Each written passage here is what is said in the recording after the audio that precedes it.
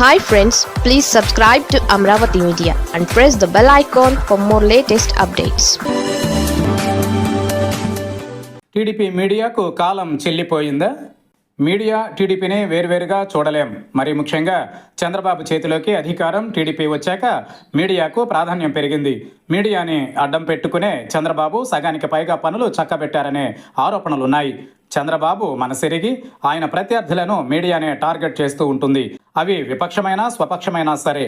అంతెందుకు 1995లో ఎన్టీఆర్ను గద్దెదించి అధికారాన్ని చంద్రబాబు సొంతం చేసుకున్న తరువాత మీడియా తీరు ఏ రీతిలో సాగిందో ప్రత్యేకంగా చెప్పాల్సిన పని లేదు. ఎన్టీఆర్ లక్ష్మీ పార్వతిపై నీచాతి నీచ రాతలు కార్టూన్లు వేసిన ఘన చరిత్ర ఇదే టీడీపీ మీడియాకు దక్కుతుంది. ముఖ్యంగా ఆంధ్రప్రదేశ్లో మీడియా పెద్దన్న పాత్ర పోషించే ఆ పత్రిక ఎన్టీఆర్ను దిగంబరంగా చిత్రీకరించడం ఒక్కటే తక్కువ. చంద్రబాబును వ్యతిరేకిస్తే ఎన్టీఆర్ అయినా సరే వదిలిపెట్టేది లేదని సదరు అనుకూల మీడియా అనేక సందర్భాలలో నిరూపించుకుంది. ఎన్టీఆర్ చనిపోయాక రాజకీయ అవసరాల రీత్యా ఆయన విగ్రహానికి చిత్రపటానికి పూలదండలు వేస్తూ పూజలు చేస్తుండడం ఆశ్చర్యం కలిగిస్తూ ఉంటుంది. అయితే సోషల్ మీడియా రావడం, అలాగే టీడీపీ ఆ పార్టీ అనుకూల మీడియాని ఎదుర్కొని రాజకీయాలు చేయాలంటే మనకు ఒక మీడియా వ్యవస్థ అవసరమని దివంగత వైఎస్ రాజశేఖర రెడ్డి భావించారు. ఆ ఆలోచన రాజకీయ అవసరాల నుంచి సాక్షి పుట్టింది. ఆ పత్రిక ఛానల్ ఏ మేరకు జగన్ రాజకీయ అవసరాలకు ఉపయోగపడుతున్నాయనేది వేరే చర్చ. సోషల్ మీడియా విస్తృతి పుణ్యమా అని టీడీపీ అనుకూల మీడియా విశ్వసనీయత గాలిలో కొట్టుకుపోయింది. టీడీపీ మీడియా రాతల వెనుక దురుద్దేశ్యాలని ఎండగట్టడంలో సోషల్ మీడియా పైచేయి సాధించింది. అలాగే ఆ పత్రికల విశ్వసనీయతను సోషల్ మీడియా పూర్తిగా దెబ్బకొట్టిందనేందుకు తాజా ఉదాహరణలు చెప్పుకుందాం. భోగాపురంలోని అల్లూరి సీతారామరాజు అంతర్జాతీయ విమానాశ్రయాన్ని ఇటీవల ప్రధాని మోదీ చేతుల మీదుగా జాతికి అంకితం చేశారు. ఈ సందర్భంగా టీడీపీ పత్రిక చాపలంకం చేరుకు చెందిన మైలిపల్లి ఎల్లాజీ పేరుతో ఒక అభిప్రాయాన్ని ప్రచురించింది. అయితే సదరు వ్యక్తి 3 ఏళ్ల క్రితం చనిపోయాడని, ఆయనకు జనసేన ఎమ్మెల్యే లోకం మాధవి నివాళులు అర్పించే ఫోటోతో సహా సోషల్ మీడియా బయటపెట్టింది. జీవించలేని వ్యక్తి అభిప్రాయాన్ని కూడా టీడీపీ పత్రిక ప్రచురించడాన్ని బయటపెట్టడం ద్వారా ఆ పత్రిక పాఠకులు సైతం అసహించుకునే పరిస్థితి.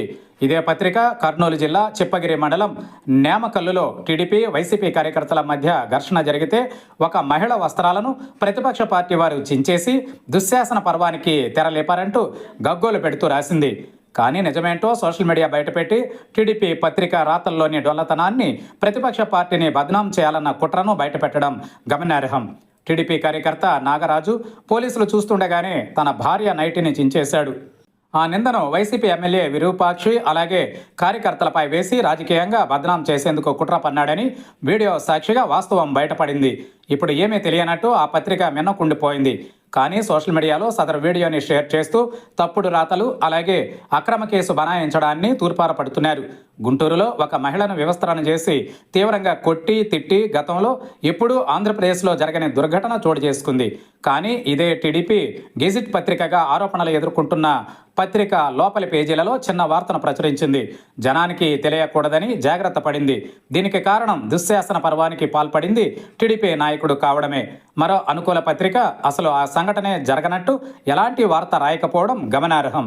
ఈ మొత్తం ఎపిసోడ్లో ఎక్కువగా బదనాం అయింది ఎవరంటే టీడీపీ మీడియానే అని చెప్పక తప్పదు. ఆరాధించే నాయకుడి రాజకీయ ప్రయోజనాల కోసం 50% పనిచేసినా కనీసం ప్రజల తరఫున మీడియా మిగిలిన 50% పనిచేస్తూ ఉంటే ఇవాళ విమర్శలు ఎదుర్కోవాల్సి వచ్చేది కాదు. జర్నలిజం నైతిక విలువల్ని పూర్తిగా వదిలేసి కేవలం టీడీపీ చంద్రబాబు ప్రయోజనాలు తప్ప ప్రజల గోడు పట్టదనే రీతిలో సదరు మీడియా దుర్మార్గంగా వ్యవహరిస్తోంది. ఇందుకు ఎన్నైనా ఉదాహరణలు చెప్పొచ్చు. ఇటీవల రిటైర్డ్ ఐపీఎస్ అధికారులు ఏబి వెంకటేశ్వరరావు, పివి సునీల్ కుమార్లు టీడీపీ అనుకూల మీడియా వికృత ధోరణులపై తీవ్ర స్థాయిలో విమర్శలు గుప్పించారు.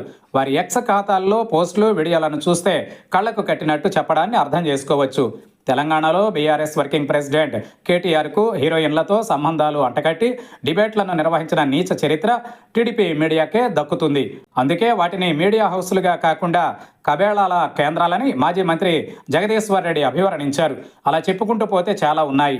ఆంధ్రప్రదేశ్లో మెడికల్ కళాశాలల ప్రైవేటీకరణను వ్యతిరేకిస్తూ వైసీపీ పెద్ద ఎత్తున పోరాటం చేస్తే కనీసం చిన్న ఫోటో, సింగిల్ కాలం వార్తను క్యారీ చేయడానికి కూడా మనసు రాలేదు. టీడీపీ మీడియా ధోరణి చూస్తే ఒక విషయం గుర్తుకొస్తుంది. వెనుకటికి ఒక కోడి పుంజు తాను కోత కూయందే తెల్లవారదని అనుకునేదట. టీడీపీ మీడియా తీరు కూడా అట్లే ఉంది. తాను రాయకపోతే సమాజానికి ఏ సమాచారం తెలియదనే భ్రమలో ఉంది.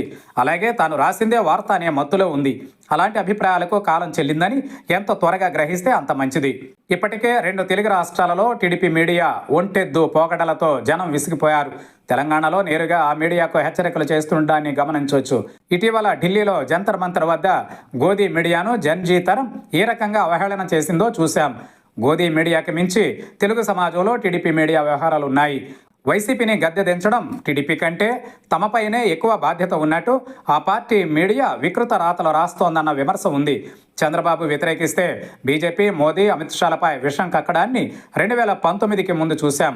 అయితే చంద్రబాబుపై అంధభక్తితో విశ్వసనీయతను కోల్పోయిన సంగతిని టీడీపీ మీడియా విస్మరించింది. ఇంకా సోషల్ మీడియా రాకముందు వ్యవహారాలనే కొనసాగిస్తోంది. అందుకే రోజురోజుకు సదరు మీడియా అభాస్పాలవుతోంది. ఈ కారణంగానే జనాలు పట్టించుకోని పరిస్థితి. వ్యక్తిత్వం, గౌరవం లేని వారికి సమాజంలో విలువ ఉండనట్టే విశ్వసనీయత కోల్పోయిన మీడియాగా తమ రాతలకు అలాంటి స్థానమే ఉంటుందని గుర్తిస్తే మంచిది. ఇప్పుడు ఈ మీడియా తప్పులన్నీ టీడీపీకి భారంగా మారాయనే చర్చకు తెరలేచింది.